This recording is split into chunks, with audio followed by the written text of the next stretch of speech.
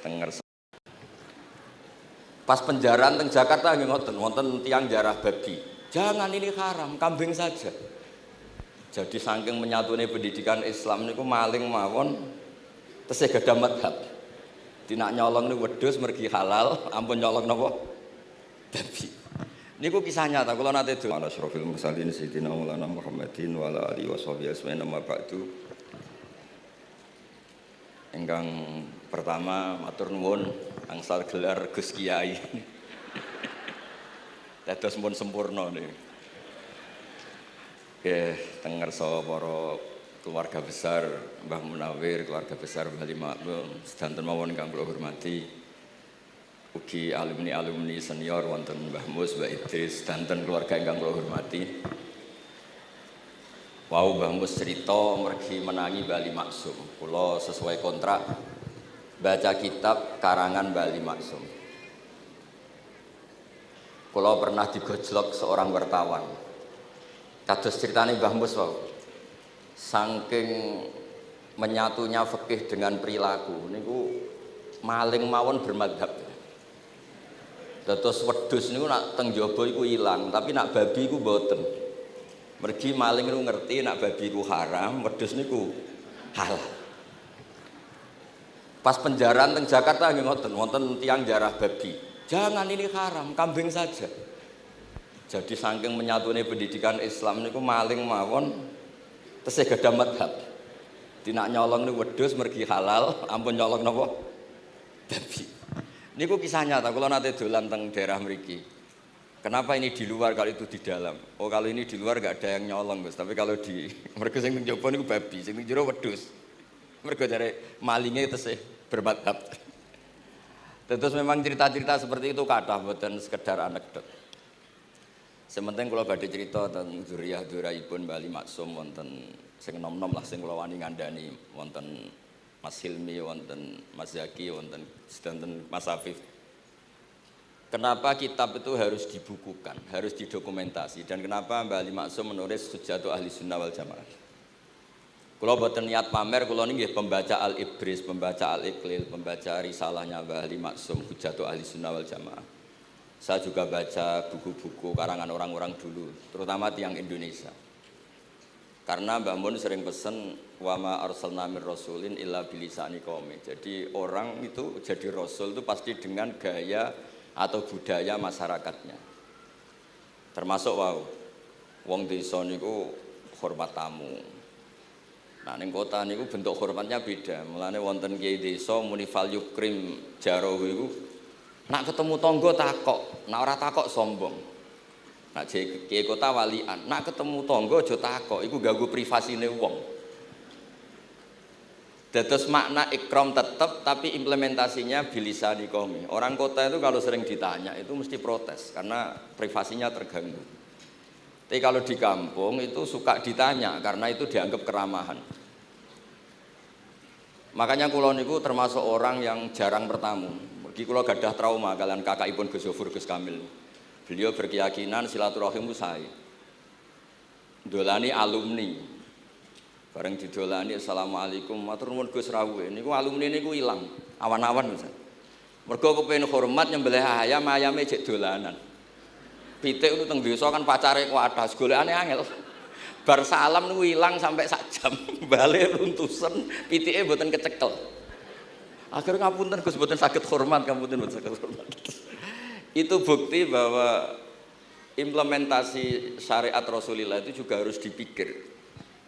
Ojo pepe seneng silaturahim, santri alumni melarat kerja teng pabrik jam 09.00 didolani. Akhirnya mikir, sitok kiaiku, sitok bosku. Nak hormat kiaiku diamuk bosku, nak hormat bosku gak hormat kiaiku. Hal-hal seperti ini kemudian melahirkan satu kearifan setiap kiai di era masing-masing. Terus kula mboten berargumentasi membela diri niku mboten, tapi memang bapak kula kesaksiane Mbah Mus, beliau teman bapak kula niku seneng silaturahim. Terian bapak sering dawuh teng kula. Sok kowe ya ora kaya aku. Mbah Mun sering dawuh teng kula, kowe ya aja kaya aku, wong beda zaman. Karena tadi dolan ning santri sing mboten enten, assalamualaikum terus ilang ngejar pitik awan-awan. Pitike nggih macam-macam kegiatane pitik. Intine mboten kecekel. Kemudian niki teng kanca-kanca teng adik-adik sing hafid sing hamalatil Quran. Kula pesen belajar niku nggih, belajar sisi belajar itu harus cari sisi ekstrimnya. Kula bolak-balik matur di berbagai kesempatan. Wow, kekhawatiran Mbah Mus kalau ada orang hanya kembali ke Quran itu memang bahaya sekali. Bayangkan kalau ada orang misalnya hanya mengharamkan al-jam'u bainal ukhtain, karena itu yang disebut Quran wa antasma'u bainal ukhtain. Jadi yang haram itu menikahi kakak dan adiknya, adik dan kakaknya sekaligus. Di situ tidak ada penjelasan perempuan dan budenya, perempuan dan mbahnya. Kemudian zaman Nabi Sugeng hanya ditambahi wala binal mar'ati wa ammatiha, wala binal mar'ati wa kholatiha. Dan tidak boleh menikahi perempuan pesduliknya atau budenya. Nabi sempat melarang. Karena kula sebagai lelaki niku jek masuk lah. Misalnya bojone jenengan umur 17 tahun, bulike umur selawe 17 cek mungkin masuk lah dalam definisi biologis itu masih masuk. Dan Nabi tidak pernah menambahkan waladatiha. Karena kalau istri kita umur 20, banyak mungkin umur 70. Itu kira-kira nggak usah dilarang ya ora kepikiran lah. Ini orang kepikiran ya rada sableng. Nah, kemudian kalau hanya kembali ke Quran, nanti kita hanya mengharamkan al-jam'u bainal ukhtain karena itu yang disebut Al-Qur'an. Wa antasma'u bainal ukhtain. Lalu lahirlah pakar-pakar balaghah. Itu disebut min itlaqil ba'di wa iradatil kul, yang disebut ukhtain tapi maknanya bainal mar'ataini sing bainahuma ada mahram atau ada mahramiyah. Antasma'u al mar'ataini sing bainahuma mahramiyatun. Jadi barokahnya ngaji sama ulama itu kita tahu duduk perkaranya.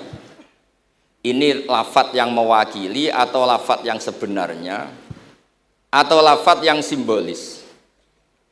Lafadz simbolis itu saking mangkelnya Allah. Itu kalau ada orang salah itu disebut wa ja'ala minhumul qiradata wal khanazira wa abadat tauhid.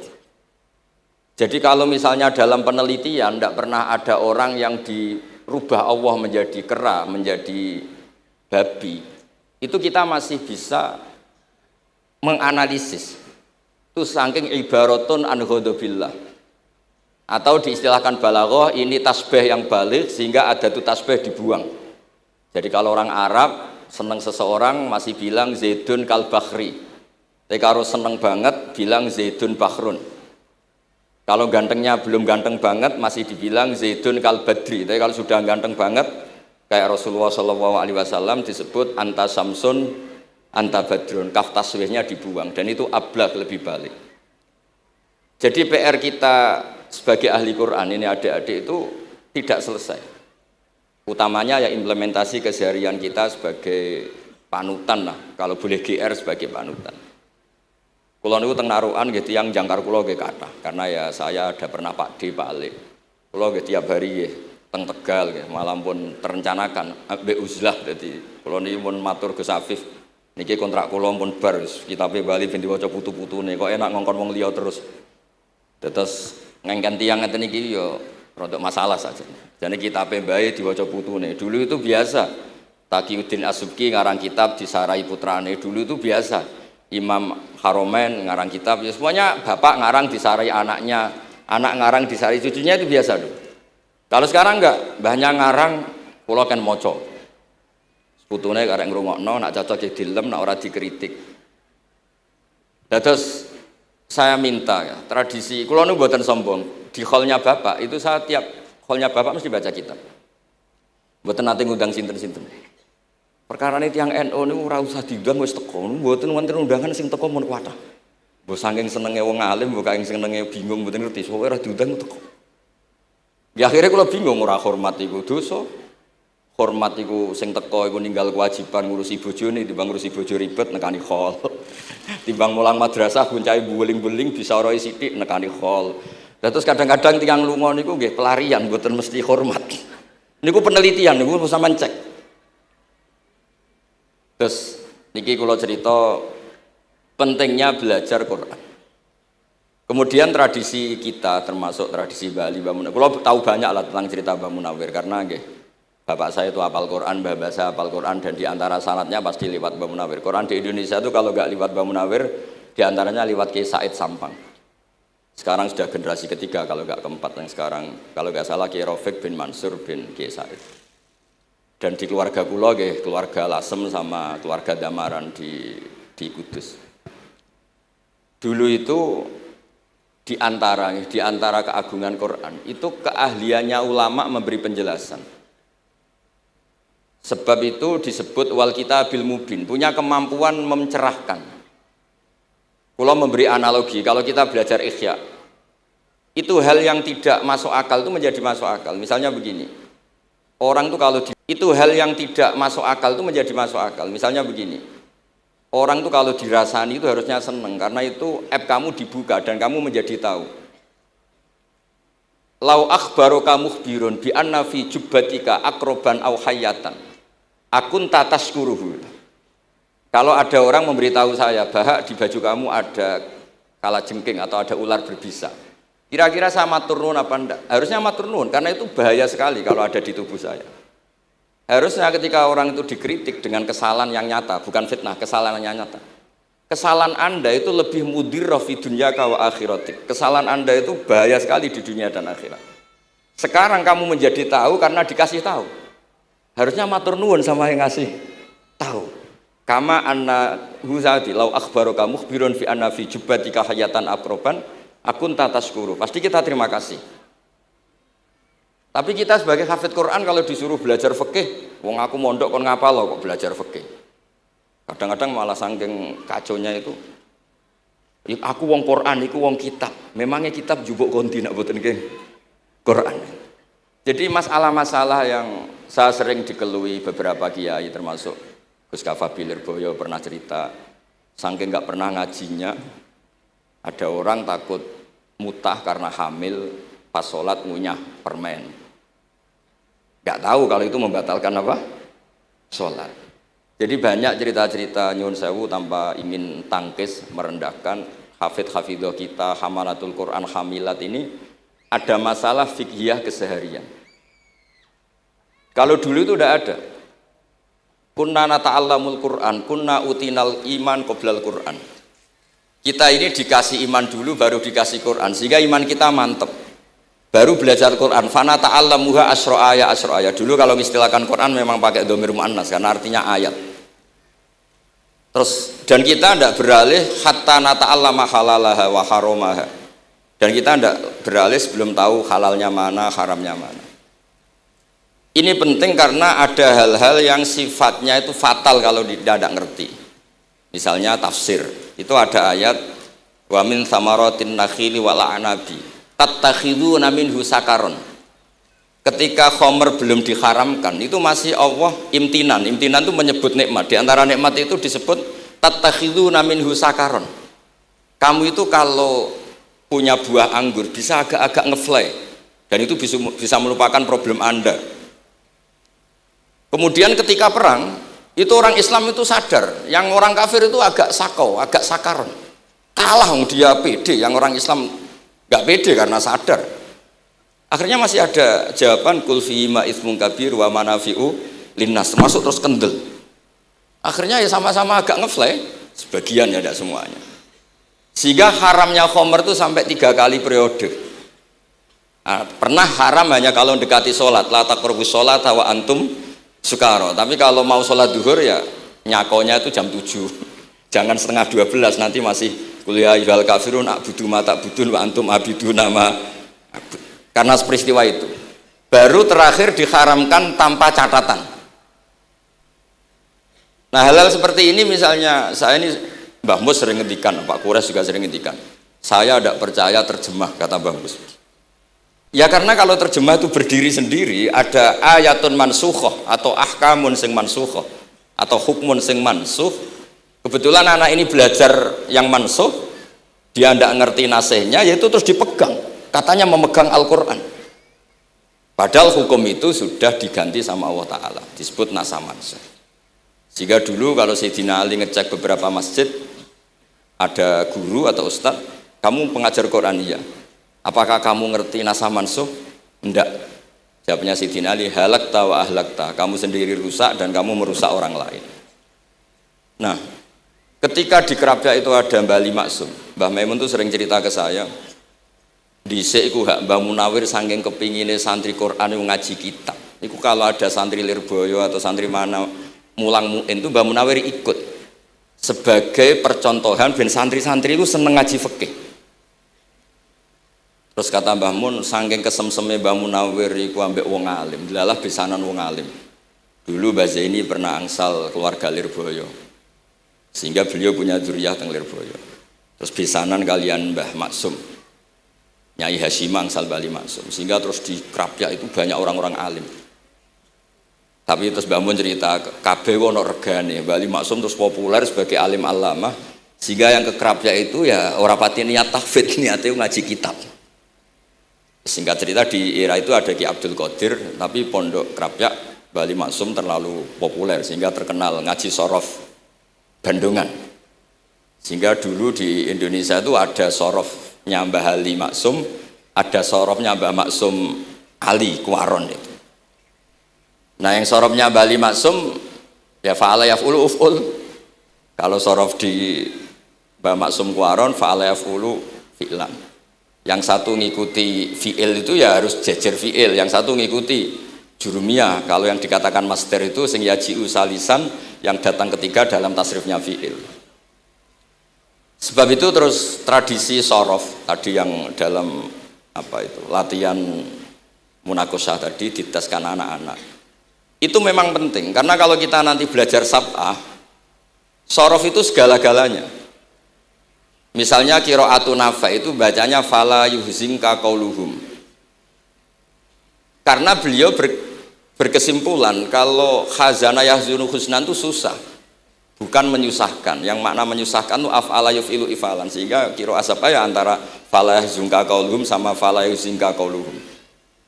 Tapi Imam Asim cara berpikir secara riwayat tentu qiraah itu sunnatun muttaba'ah.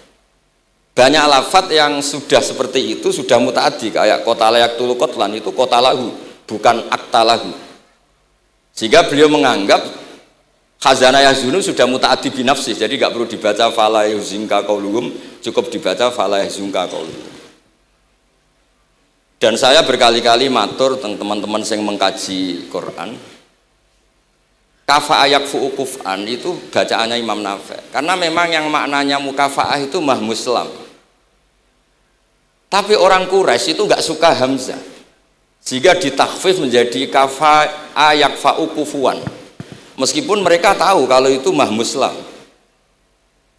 Nah Imam Asim di beberapa bentuk fi'il itu masih memahmuskan, misalnya Allahu yastahzi'u bihim, di isim fa'il juga mustahzi'un.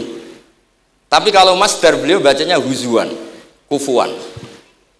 Padahal di fi'ilnya bukan nabiun, tapi nabi ibadi anni anal ghafurur rahim. Tapi di nabiun jadi nabiun, harusnya kan nabiun. Fa innan nabiyya man naba'anillah. Yang dikatakan nabi itu orang yang menceritakan ketentuan Allah. Harusnya nabiun. Sehingga qiraatun Nafi' ya tetap wan nabiin, ya ayyuhan nabiu. Nah, berkahnya Mbah Munawir orang terus menjadi tahu qiraat sab'ah. Dan berkahnya Mbah Ali kemudian orang tahu duduk perkaranya. Kalau nabiun dari nabiun bimakna man akhbaro anillah. Dan terus berkahnya wow, kalau saya boleh GR berkah Gus Gofur kula berkah ngeten-ngeten iki duka Kiai Peres napa Kiai Media iki mboten roh. Berkah ini terus kula ngomong terus. Saya tidak khawatir salah, bukan karena saya maksum ndak. Wong Islam pun pinter. Nak bener minallah, nak salah kok Gus Bah. Jadi kula niku umat gelum. Jadi penak wong Islam niku penak. Kula niku sering tahajud nak ndonga ya Allah, kula niku pede mawon nerangno Quran. Mergo tiyang Islam pun sae. Nak bener jare jenengan, nak salah kula. Lah nak kula sing salah nggih sederhana mawon, kula abdun, kula kawula, kula nak ndonga nggih Rabbana dzalamna anfusana. Sebelum disalahkan orang juga saya sudah merasa salah. Wa akharuna atarafu bi dzunubihim khalatu amalan shalihah wa akharuna wa sayya. Mulane kula suwun kangkang mbak-mbak sing khatam Quran pede mawon. Bahwa yang Anda lakukan menghafal Quran itu sudah benar. Meskipun Anda tidak sempurna, misalnya Anda tidak faham, Anda tidak bisa melakukan. Khifdhu kalil Quran huwa al-khifdullah. Kamu menghafalkan Quran itu sudah menjaga lafaz-lafaz Quran. Sehingga lafaz Quran tetap mutawatir, lafaz Quran tetap ma'ruf, tetap masyhur, sehingga ketika ada yang memasukkan Quran konangan. Tapi kalau yang hafid sedikit lam yablugh adadat tawatur, takutnya kalau ada yang menyalah, ada yang apa itu tidak diketahui. Di barokahnya hamalatul Quran sing aksar wa aksar itu kita terjaga. Nah, itu yang dimaksud Mbah Mus, Quran itu harus jadi budaya. Ning desa iku wong ra salat lah. Dengar ada warung ayamnya tiren enggak disembelih itu enggak mau makan. Haram, padahal dia ini ra salat itu lebih dari haram. Tapi tetap enggak mau makan ayam tiren. Enggak salat disuruh makan babi ya enggak mau, haram. Sampai tadi yang nyolong saja milih wedhus bukan melkeng babi. Karena babi itu haram. Dan saya pernah digojlok sama wartawan, Pak Bahak, wah fikih Indonesia itu hebat, sampai maling saja masih pakai fikih itu. Jadi kalau nyolong itu milih yang halal bukan yang haram.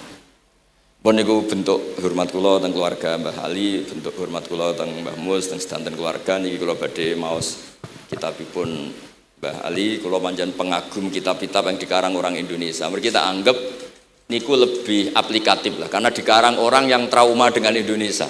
Kemudian setelah trauma ingin membenahi Indonesia. Misalnya jenengan ngertos sesajen, mbok haramno iku tradisi, mbok barno iku sawangane kok dekati sirik ning pinggir wit gede. Akhirnya dimodifikasi wis mangan-mangan, kumpul-kumpul tapi tahlilan. Lah mosok tahlilan la ilaha illallah barani kalimatu syirkin. La ilaha illallah itu kalimatu syirkin kalau dilafatkan di bawah pohon. Terus piye logikane ku piye? Kalau bolak-balik matur. Hadhil kalimah sara bihal kafiru mu'minan. Fa kaifa saral mu'minu kafiran juga bihadhil kalimah, itu logikanya enggak ketemu. Orang yang kafir puluhan tahun saja sekali melafatkan la ilaha illallah Muhammadur Rasulullah, qul lil ladzina kafaru iyantahu yufar lahum ma qad salam. Selesai, sara mu'minan. Bihadhil kalimah. Kemudian kalimah yang sama ketika kita baca dianggap kita ini kafir juga bihadil kalimah. Akhirnya dengan modifikasi khas Indonesia, kearifan Indonesia, tetap sesajen tapi tahlilan. Tetap melakukan hal-hal Jawa tapi dimodifikasi menjadi Islam. Kalau kita misalnya orang modern nggak ingin mengganggu orang lain yang kita tamui, gampang dalilnya. Ada ayat la tadkhulu buyutan ghaira buyutikum. Kamu jangan sowan ke orang lain atau dolan ke orang lain. Hatta tastanisu. Ukurannya bukan salam dulu, bukan hatta tusalimu, hatta tastanisu. Jika kamu merasa nyaman, kamu bisa ngukur tingkat akrab kamu. Kamu bisa ngukur jamnya orang itu. Kamu bisa ngukur kebutuhan orang itu. Butuh saya ndak? Kenapa mertamu pengen kayak duit bebas jam? Atau kamu orang cantik yang kamu tamoni sing seneng kue bebas jam? Tapi aku apa nagih hutang, mertamu orang yang kamu tagih itu mesti kamu dianggap problem. Atau mertamu orang yang nggak akrab di jam istirahat, tentu kita dianggap problem. Makanya ukurannya Quran tuh hatta tastanisu, kamu merasa nyaman. Istiqnas itu nyaman, enjoy. Kayak saya dolan di Gosofur kan akrab mulai kecil teman saya. Mungkin bisa ngabaikan jam. Jadi kalau saya dolan di kiai yang nggak kenal saya, mungkin kedatangan saya dianggap problem karena di jam tertentu. Saya harus mikir, kayak apa hebatnya Quran ketika bikin aturan la tadkhulu buyutan ghaira buyutikum hatta tastanisu. Setelah nyaman nggak apa-apa waktu salimu, jangan salam dulu. Istiqnasnya nggak kena, salamnya geger. Akhirnya banyak kiai keselak. Assalamualaikum pas makan, nggak dijawab. Assalamualaikum. Nah hal-hal seperti itu harus santri-santri ini kalau niat ngandani lari-lari, bukan niat ngandani kiai-kiai, harus waqafil qalb, harus warrasikhuna fil ilm. Tahu betul kualitas hatta tastanisu. Kamu itu merasa nyaman istiqnas. Kemudian rasa nyaman ukurannya apa ya? La dororo wala diror. Kamu tidak ganggu diri kamu sendiri, juga gak mengganggu orang lain. Sehingga setelah itu semua baru watu salimu ala ahliya. Nah, andai kan kita ya tadi dawe Mbah Mus, kita semua sudah seperti itu. Kalau bertamu di orang ya kita ngukur tingkat akrab kita, tingkat dibutuhnya kita. Sehingga di tradisi NU itu ya dolan kiai pendak diundang karena itu pasti diinginkan. Wong kula nate diceritani pernah misanani Mbah Mun. Kula nate Gus ditiliki Mbah Mun mboten seneng. Kena apa? Beliau pas khutbah Mbah Mun rawuh delalah Mbah Mun jarak salat ning shaf awal. Bar niku tiyange meruntus meriang. Karena khotib tuh harus naik ke mimbar kudu ngandani taqwa usikum wa nafsi taqwa. Teng isore niku Mbah Mun. Walhasil terus loro terus wan yai. Mbah, nak dolan nggih dikira-kira, ampun pas Jumatan. Semenjak niku Mbah Mun Mbah Sahal itu nak Jumatan tengguri. Mbah Sahal itu kalau Jumatan itu sudah komat gelar Beliau keluar dari mobil Serenane itu, miyos terus sholat terus kundur. Kalau dulu janggal, iki wong alim alama nak sholat kok guri. Ternyata itu nggak ingin jadi problem bagi khotib. Jenengan iso bayangno khutbah teng ngarepe Mbah Mus, terus kula munggah ngeten nyekel tongkat, usikum wa nafsi fi taqwa. Terus apa ya? Akhirnya terus kula niku kan jare wong akeh, mboten tenan Bu. Jare wong akeh rada iso ngaji. Kula nak Jumatan niku guri gara-gara diceritani niku. Ternyata khotibe ge cerita kula, matur nuwun Gus, pokoke nak pas Jumatan aja ketok. Dianggap musibah, kedatangan kula dianggap musibah. Nah, hal seperti itu ya ukurannya gampang, kata napa? Tastanis. Pun niki kula mau terakhir niki, Pak Don niki Gus Hilmi, Gus niku sing Gus Hafiz pokoke sing waris-waris niki. Niki cerita kemarahanipun Mbah Ali Maksum ngadepi firqah-firqah kelompok-kelompok sing mboten jelas nih. Oleh ngendikan niku kula masih ingat karena saya khatam kitab ini itu 2 kali. Nggih khatam tenan maksudnya kula sinaoni terus padanan dalil yang beliau sebut tak cari sampai ketemu, bener-bener kalau cari, ya saya ulang lagi, dalil padannya kalau cari, terus emosi-emosi beliau juga tak tulis, karena beliau diantara yang diceritakan itu sampai ngendikan, wahal bi jununun, kata beliau, apa saya ini sudah gila, ketika saya fatwa, misalnya orang nggak boleh ziarah Rasulullah SAW. Itu artinya menghalangi orang ketemu nabinya. Makanya bener Mbah Mus tadi, ada orang tuh debat, wiridan itu sunat atau ora? Dalile piye? Terus ada orang yang provokasi gini, kamu dikatakan bid'ah setelah sholat gak wiridan, kowe iku ben ora nyebut Allah. Terus kepikiran matur kula, wis Agus bar sholat itu pokoknya aku wiridan. Cek bid'ah cek ora, wong kok ora oleh eling Allah. Wis gak usah dalil-dalilan. Tadi pertama diprovokasi, wiridan model ngono iku ora ono sanate, ora ono hadise. Singkat cerita seorang ini meninggalkan wiridan. Terus ketemu orang NU yang kebetulan rapati iso ngaji tapi pinter logika. Kowe ora tau wiridan saiki nek bar salat, ora tau, enggak ada hadisnya gini-gini. Kowe iku dibodoni, ben kowe iku ora tau nyebut Allah, ora eling Allah. Muring-muring tiyang. Akhire anggar bar salat wiridan. Mboten dalil-dalilan cara Mbah Mus, mboten dalil-dalilan. Lah niki nah cara Mbah Maksum istilahno betapa kaconya orang sing yahulu bainahu wa baina nabi, memisahkan orang itu dengan nabinya Muhammad sallallahu alaihi wasallam. Kata Mbah Ali, walazima kadzalik ayyakuna ulamaul Islam min awali hadil umma ilal yaumi fi khata'in azim haitsu annahum ya'taqiduna fi kutubihim ad-diniyah al-abwab wal fusul yadhkuruna fiha ziyaratahu sallallahu alaihi wasallam. Kata beliau, wa inni bima ahmidu min laqabi kiai amuru wa usaddidu fil amri kullu mu'minin ayasudda rahlahu tariklahu ila ziyarati. Jadi beliau sendiri di sini juga, dan saya atas nama sudah diberi gelar kiai memberi fatwa begini. Jadi di kitab Sajaratul Ma'arif itu ada babu dzikri rajul manaqiba nafsi. Orang itu kadang harus sombong menyebut kelebihannya sendiri. Kayak Nabi Yusuf ngendikan inni hafizun alim. Nabi Sulaiman juga ngendikan wa utina min kulli syai'. Itu bukan sombong, tapi cara beliau untuk memaklumatkan. Saya belum pernah merasa ahli tafsir. Tapi kan kita khawatir kalau ada tafsir yang cara Mbah Mus tadi kiai produk sendiri. Akhirnya kalau mau tafsir, saya pernah ngaji Mbah Maimun, ngaji Bapak. Saya baca kitab Al-Ibris, baca Al-Iqlil, baca terjemah Kemenak, baca terjemahnya Pak Kures, baca terjemahnya Imam Sa'rawi. Baca banyak lah yang saya baca, termasuk membaca kitab-kitab dulu mulai tafsir Tobari, tafsir apa saja yang saya bisa tak baca. Bukan karena saya merasa tahu enggak, tapi kayak apa umat ini kalau dapat ilmu dari orang yang tidak kredibel. Kalau misalnya itu sombong, nah sekarang dokter gigi juga nulis, dokter gigi, dokter jantung. Itu kalau enggak nulis ya enggak tahu kan barokahnya. Makanya kalau suwon santri-santri misalnya jenengan ahli takrib itu semua untuk rumah. Ahli takrib medium. Spesial bab ibadah. Nanti yang enggak pati pinter ya spesial mandi junub, enggak apa-apa. Yang penting orang tahu kamu keahliannya di mana. Daripada kamu enggak memaklumatkan, kemudian ada orang lain yang enggak pernah ngaji memaklumatkan seakan-akan paling tahu Islam. Terus menjadi mahatus soal, menjadi marhalur rijal. Kayak apa? Islam mau dikemanakan? Semua ulama dulu biasa ngendikan ma adkhaltu fi kitabi hadza illa shahih, kata Imam Bukhari. Yang saya masukkan di sini semuanya hadis sahih. Dan sebelum saya masukkan sholaitu rakaatain, saya sholat dulu. Semuanya menggaransi kitabnya. Makanya di Syajaratul Ma'arif ada babu dzikri rajul manaqiba nafsi. Yaitu ketika Nabi Yusuf menghentikan inni hafizun alim. Nabi Sulaiman menghentikan wa utina min kulli syai'. Wal anbiya kulluhum yaqulun inni lakum nasikhun amin. Semua nabi pasti maklumatkan diri inni lakum nasikhun amin. Saya ini penasihat terbaik, nasihat yang bisa dipercaya.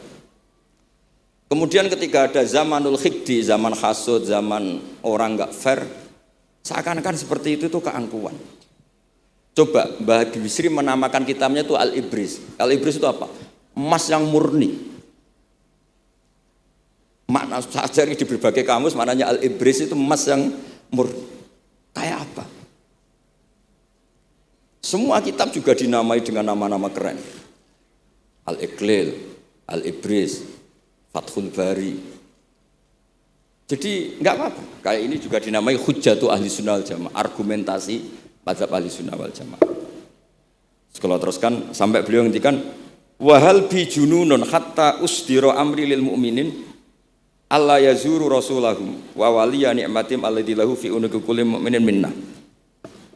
Masa saya ini menjadi gila karena menfatwakan orang Islam tuh enggak perlu ziarah ke Rasulullah sallallahu alaihi wasallam. Terus kata beliau, la yadri madza yaf'al annahu yaqulu baina ibadillah wa baina rahmatillah. Fa innahu sallallahu alaihi wasallam rahmatullah lil alamin. Fal ya'rif dzalik ulaikal maniun liya'lamu fi ayyi mauqifin hum. Terus Mbah Ali itu juga yang katanya seneng guyon, kula mboten menangi Mbah Ali tapi nate pirsa nate ngertos pas beliau rawuh di mbah saya di Pernambah kula teng kene Al Wahdah teng Lasem. Di kula kecil tuh menangi Mbah Ali, menangi Mbah Hamid. Karena Mbah Hamid itu masih sepupu mbah saya. Semua yang di sini juga masih keluarga saya, sama-sama Bani Abdul Aziz. Itu yang katanya Bali seneng guyon tadi di bab-bab seperti ini ngendikan wahal bijunun, apa saya ini sudah gila melarang orang bertemu nabinya. Kemudian mereka berdalih takut menuhankan nabi itu tidak akan terjadi. Kata kitab Ithaf hadil ummah maksumah, umat ini akan dijaga Allah, tidak akan menuhankan Rasulullah SAW kayak kaum Nasrani menuhankan Isa. Kata kitab Ithaf bibarokati sighotis sholawat, dengan barokahnya sigot sholawat. Beliau ngendikan wan nabiyyu sallallahu alaihi wasallam wa in jalla qadru muhtajun ila rahmatihi ta'ala. Sigot sholawat itu kan unik. Allahumma, Allah itu Tuhan, sholli ala sayyidina Muhammad hadzal nabiyyu wa in jalla qadru muhtajun ila rahmatihi ta'ala. Jadi kita mengekspresikan mahabbah bahwa nabi itu ahabbul khalqi ila Allah. Di saat yang sama kita tetap bilang Allah yang Tuhan, tolong selalu beri sholawat dan rahmat ke Rasulullah. Berarti duduk perkaranya tetap Allah sebagai Jalla Jalaluh, Nabi apapun mulianya abduhu wa rasuluh. Jadi sholawat itu sudah syarat yang insya Allah tidak akan menjadikan hadil ummah mengkultuskan Nabi hatta rofa'uhu ila darajatil uluhiyah. Karena barokahnya syarat sholawat tetap Allahumma al-mu'ti wa nabi wa injalla qadruh al-mu'ta yang dikasih. Jadi hadis syarat itu sudah syiwatul tauhid, syiwatul mahabbah, syiwatul alaqah baini wa baina Rasulillah sallallahu alaihi wasallam. Kayak apa hadil ummah? Ya tapi tadi bener dawuh Mbah Mus. Nerangno ngene iki bagiane kiai, ning desa rasa diterangno wis selawatan. Jadi kepenak rasa dalil-dalilan wis selawatan. Tapi memang resiko gak ada yang menerangkan suatu saat kalau ada itsaratus syubhat itu terus mereka bahaya, makanya ada yang ngalahin rangno sepatus ini masih terjaga. Terus niki kula nyuwun sangat, kula niku pancen bapaknya bapak saya semane Mbah Nur Salim gak ada bapak namanya Mbah Nur Samduko niku sepuhe niku seneng uzlah. Kula niku duka niat sepundi tapi memang mungkin faktor gen. Saya itu termasuk orang yang napa nyuwun sewu sekali terganggu kalau sering ada acara-acara malane mun wayahe lah niki mun wayahe Mas Afif, Gus Zaki napa Gus Ilmi mus wayahe nyai, wayahe ngaji mulang kitabe Mbah. Iki teng ngarepe wong akeh dadi nak salah izin. Ojo ngomong ngarepe santri keliru jari laduni benus. Sok repot.